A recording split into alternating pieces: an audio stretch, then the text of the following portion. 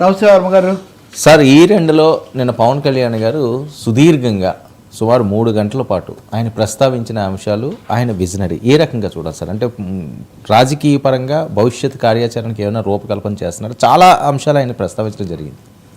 వాస్తవంగా ఈ ఇయర్లో 2024 చాలా కీలకమైంది. కేంద్రంలో తెలుగు రాష్ట్రాల్లో చాలా చోట్ల రాజకీయ మార్పులు జరిగాయి. కేంద్రంలో మోదీ మారకపోయినా కాంగ్రెస్కు ప్రతిపక్ష హోదా వచ్చింది, మెజారిటీ రాలేదు బీజేపీకి ఒక్కదానికి. ఆంధ్రప్రదేశ్లో ప్రభుత్వం మారింది, తెలంగాణలో ప్రభుత్వం నిలదొక్కుంది, ప్లస్ బీఆర్ఎస్కు ఒక్క సీటు కూడా రాకుండా పోయింది లోక్సభ ఎన్నికల్లో. అది మేజర్. అంతకుముందే శాసనసభ ఎన్నికలు అయినప్పటికీ బీఆర్ఎస్ దెబ్బతింది. కాబట్టి బలాబలాలకు సంబంధించి తీవ్రమైన పెద్ద పెద్ద మార్పులు, అదాని ఎఫ్ఐఆర్ లాంటివి. కానీ ఈ రెండుకు వచ్చేసరికి అల్లు అర్జున్, పుష్ప 2 వీటన్నిటి వల్ల ఆసక్తి బాగా పెరిగినటువంటి పరిస్థితి. మన్మోహన్ సింగ్ కూడా ఈ విధానాల రూపకల్పన ఆయన సెలవు తీసుకున్నాడు.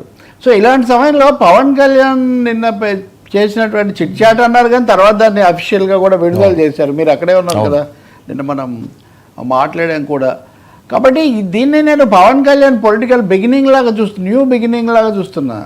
న్యూ ఇయర్లో ఆయన ఒక న్యూ బిగినింగ్ చేస్తున్నాడు. నిజానికి పవన్ కళ్యాణ్ మాటలు వీటిని ముందు నుంచి ఆయన పొలిటికల్ దీన్ని పరిశీలిస్తున్నవాడుగా ఆయన చెప్తున్న దాన్ని ఒక్కొక్కరు ఒక విధంగా, అభిమానులేమో ఒక విధంగా, లేకపోతే సోషల్ గ్రూప్స్ ఇంకో విధంగా, తెలుగుదేశం వాళ్ళు తమ కోణంలో అలా చూస్తున్నారు. కానీ ఆయన ఒక దీర్ఘకాలమైన బలమైన భవిష్యత్తుకు పునాది వేసుకుంటున్నారు ఆయన, ఖచ్చితంగా చెప్పాలంటే. నిన్న ఆయన చెప్పిన దాంట్లో సహజంగా మీడియా ఇప్పుడున్న ట్రెండ్ను బట్టి అల్లు అర్జున్ అఫైర్ మీద ఫోకస్ అయింది. దాని గురించి కూడా మనం మాట్లాడవచ్చు.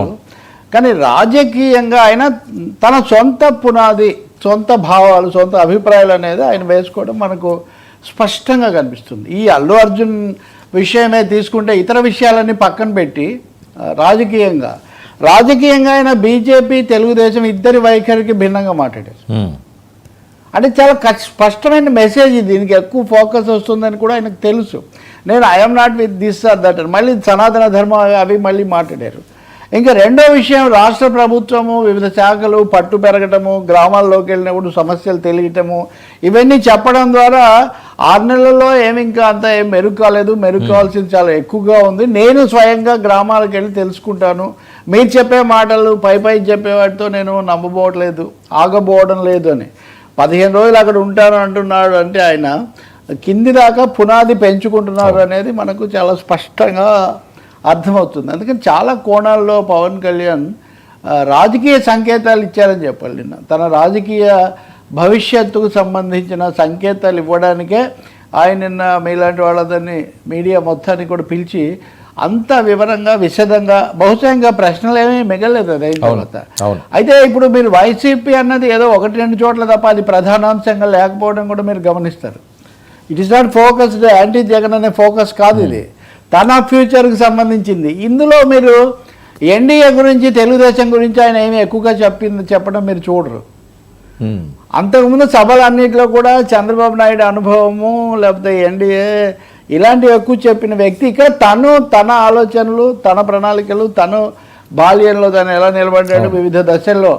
అంటే అదే అన్నాను నేను, ఇది అప్పుడు ఏసీఎఫ్ అని పెట్టాడు కదా ఆ రోజులో. ACF to NDA it's a long journey Pawan కళ్యాణ్ది. సో ఇప్పుడు ఆయన ఒక సొంతంగా బలమైన బాట వేసుకుంటున్నారు. Power star original plan script ఏంటి, నిన్న మాట్లాడిందంతా పవన్ కళ్యాణ్ స్క్రిప్ట్ టోటల్గా. అది nothing to do with Telugu Desam or nothing to do with BJP future. ఆయన పాలిటిక్స్ దానికి సంబంధించి చెప్పాడని అనుకోవాలి. అవి చెప్పడం అవసరం అని కూడా భావించినట్టున్నాడు ఆయన. ఎందుకంటే తన గురించి రకరకాల ఇవి రావటం, ఎప్పటికప్పుడు కెమెరా ఫోకస్ అయితే ఎట్లాగో ఉంటుంది, కానీ తన భావాలు సరిగ్గా తెలుస్తున్నాయి లేదా తనే సూటిగా చెప్పడం అవసరం అన్న కోణంలో బహుశా అడగనివి అన్నీ చాలా విశదంగా ఆయన చెప్పారు. So I'm not very happy with the present situation. రెండోది ఐఎమ్ గోయింగ్ టు ఎక్స్పాండ్. ఇప్పుడు నాగబాబుకు పదవి సమస్య వచ్చింది అనుకోండి, చంద్రబాబునో లేకపోతే సర్దుబాటునో ఇట్లాంటివి చెప్పి సరిపెట్టవచ్చు, కానీ ఆయన అలా సరిపెట్టలా. నాగబాబుకు చాలా విస్తృతమైన కోణంలో ఆయనకు ఒక పాత్ర ఉంది కాబట్టి, అంటే తన స్థానమే కాకుండా నాగబాబు గురించి కూడా ఆయన స్ట్రెస్ చేసి చెప్పడం ద్వారా తన పొలిటికల్ సోషల్ బేస్ అనేదాన్ని సంతృప్తి పరచడానికి ఒక ప్రయత్నం, సిగ్నల్, పాజిటివ్ సిగ్నల్ వాళ్లకు. అదే సమయంలో కార్యకర్తలందరినీ కలవలేకపోతున్నాను, దీంతో సరిపోతుందని చెప్పడం ద్వారా ఎవరైనా అసంతృప్తి లేదా కొంత కొరత ఉన్న వాళ్ళకు కూడా చెప్పడం. మూడోది, మీరు ఉన్నారు కాబట్టి వినుంటారు, మనకున్న బలాన్ని బట్టి ప్రస్తుతానికి మనకు ఇంతే వస్తుందని చెప్పడం ద్వారా మన బలం పెంచుకోవాలి అనే అదిగో అది మీదే బొమ్మ పవన్ కళ్యాణ్ గారికి ఇచ్చారా? Yeah, very good. ఏమన్నారు పవర్ స్టార్? లేదంటే పొలిటికల్ దాని మీదే భవిష్యత్తు ఏ రకంగా ఉండాలి ఏంటి అన్న దాని మీదే ప్రధానంగా ఆయన okay focus. Okay okay, nice. So ఆ విషయం కూడా ఆయన స్పష్టంగా మన బలం పెంచుకోవాలి, సోషల్ బేస్ పెంచుకోవాలి అన్నది. ఇంకా హోంశాఖ మీద ఇంకో దాని మీద తనకు కూడా అసంతృప్తిని కూడా దాచుకోలేదు. కాబట్టి ఇక్కడ చాలా క్లియర్గా పవన్ కళ్యాణ్ థీమ్ సెట్ చేస్తున్నాడు, స్కీమ్ సెట్ చేస్తున్నాడు అనేది అర్థమవుతుంది అన్ని విషయాల్లో. సార్